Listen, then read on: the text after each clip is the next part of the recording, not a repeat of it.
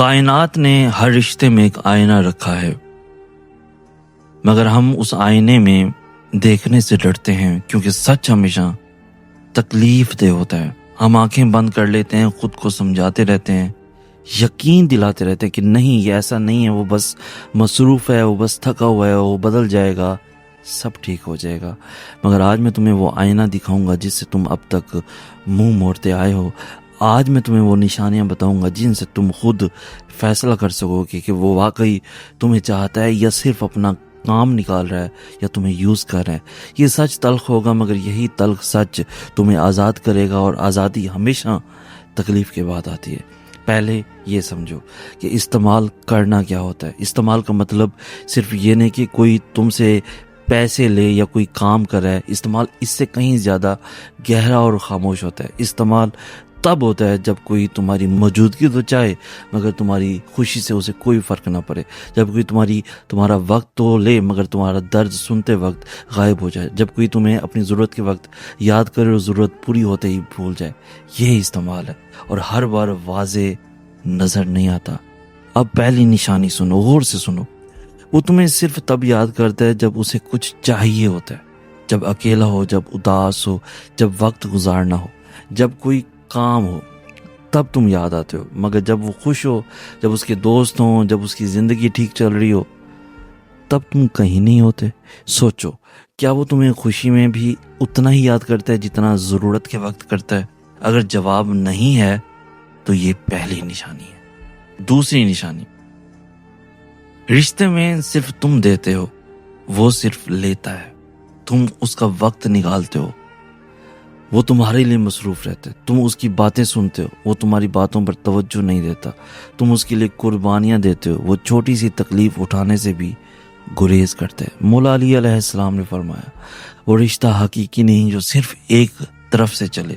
حقیقی رشتہ وہ ہے جس میں دونوں طرف سے توجہ ہو، دونوں طرف سے قربانی ہو، دونوں طرف سے خیال ہو۔ جب رشتہ یک طرفہ ہو جائے تو وہ رشتہ نہیں رہتا، بوجھ بن جاتا ہے۔ سوچو، کیا اس رشتے میں دینے اور لینے کا توازن ہے؟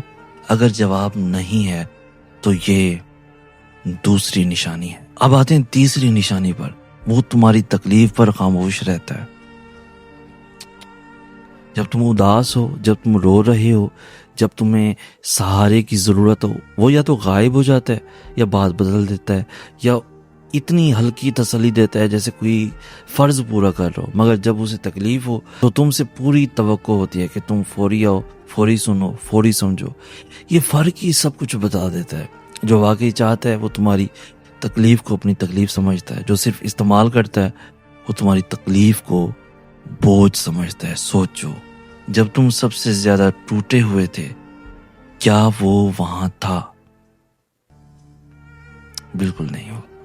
چوتھی نشانی، اور یہ سب سے گہری ہے، وہ تمہاری قدر صرف تب کرتا ہے جب تم دور ہونے لگتے ہو، جب تم موجود ہو، ہر وقت دستیاب ہو، اویلیبل ہو، ہر بات مانتے ہو، تو تمہاری کوئی ویلیو نہیں ہوتی۔ مگر جب تم نے ایک بار خاموشی اختیار کی، ایک بار دور ہوئے، ایک بار اپنی زندگی میں مصروف ہوئے، تو اچانک اسے تمہاری یاد آ گئی۔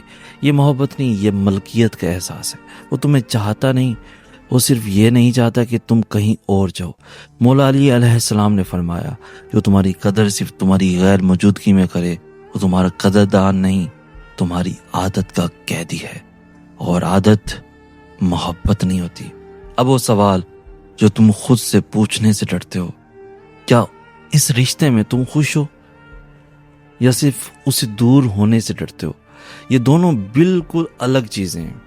خوشی وہ ہوتی ہے جو اندر سے آئے، جو تمہیں ہلکا کرے، پرسکون کرے، مکمل کرے، اور ڈر وہ ہوتا ہے جو تمہیں جکڑے رکھے، جو تمہیں سانس نہ لینے دے، جو تمہیں وہ قدم اٹھانے نہ دے جو تمہیں لینا چاہیے۔ اگر تم اس رشتے میں صرف اس لیے ہو کہ کیونکہ تم اکیلے ہونے سے ڈرتے ہو تو یہ محبت نہیں، یہ ڈر ہے، اور ڈر کبھی کسی کو بھی خوش نہیں کرتا۔ اب وہ راز جو تمہاری پوری سوچ بدل دے گا، کائنات کا ایک اٹل اصول ہے، جو تمہاری قدر نہ کرے وہ تمہارا نہیں ہے۔ چاہے تم کتنا بھی چاہو، کتنی بھی کوشش کرو، کتنی بھی قربانیاں دو، جو قدر کرنے والا نہیں وہ کبھی نہیں کرے گا۔ مگر جو تمہاری قدر کرنے والا ہے اسے ڈھونڈنے کے لیے پہلے تمہیں خود اپنی قدر کرنی ہوگی۔ مولا علی علیہ السلام نے فرمایا اپنے آپ کو اتنا مضبوط بناؤ کہ تمہاری موجودگی دوسروں کے لیے غنیمت ہو اور تمہاری غیر موجودگی ان کے لیے کمی ہو۔ یعنی جب تم خود مکمل ہو، خود مضبوط ہو، خود اپنی قدر جانتے ہو تو جو واقعی تمہارے لائق ہے وہ خود آتا ہے، اور جو صرف استعمال کر رہا تھا وہ خود چلا جاتا ہے۔ کائنات ہمیشہ تمہیں وہی دیتی ہے جس کے تم خود کو لائق سمجھتے ہو۔ آج سے ایک فیصلہ کرو، جو تمہاری قدر نہ کرے اس کے لیے خود کو مت توڑو، جو تمہیں صرف ضرورت میں یاد کرے اسے اپنی ضرورت مت بناؤ، جو تمہاری تکلیف پر خاموش رہے اس کے لیے اپنی آواز مت دباؤ۔ تم اس سے بہتر کے لائق ہو، ہمیشہ تھے، بس ابھی تک خود کو یقین نہیں دلایا۔ اب نیچے کامنٹ میں ضرور لکھو، سچ لکھو، کیا تم بھی کسی ایسے رشتے میں ہو جہاں تم دیتے ہو اور وہ صرف لیتا ہے؟ کیا تم نے آج فیصلہ کیا کہ اب اپنی قدر خود کریں گے؟ لکھو، کیونکہ بعض اوقات اپنا سچ لکھنا ہی سب سے بڑی آزادی ہوتی ہے۔ اور جس ایک شخص کو آج یہ سننے کی ضرورت ہے اسے یہ ویڈیو ابھی بھیجو، اسے ٹیگ کرو، کیونکہ بعض اوقات ایک سچ پوری زندگی بدل دیتا ہے۔ مزید ایسی خوبصورت انفارمیٹیو ویڈیوز کے لیے ہمارا چینل سید احسن آز بھی ضرور سبسکرائب کریں۔ ہمیں کہتے ہیں سید احسن آز، ہم ملیں گے نیکسٹ ویڈیو میں، تب تک کے لیے اللہ ہو آپ کا حامی و ناصر۔